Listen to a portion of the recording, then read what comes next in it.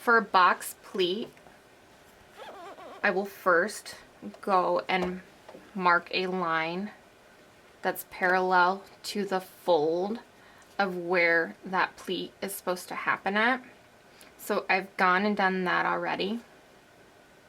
So all I will do is basically baste a couple inches down into this to start.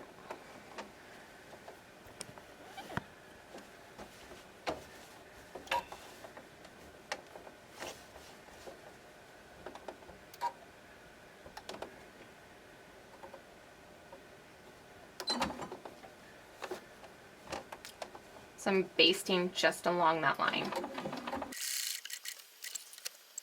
Now I'm going to find that center point. Just make a small snip. I'm going to bring this up to meet that seam line where those basted stitches are.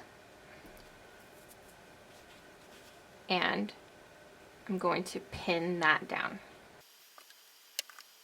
And now I'm going to baste over this edge. Now I'm gonna go press this really quick. Now I've pressed it, so all I need to do is remove these stitches. And I'm gonna stitch one more time across this with a regular stitch. Remove these pieces of thread.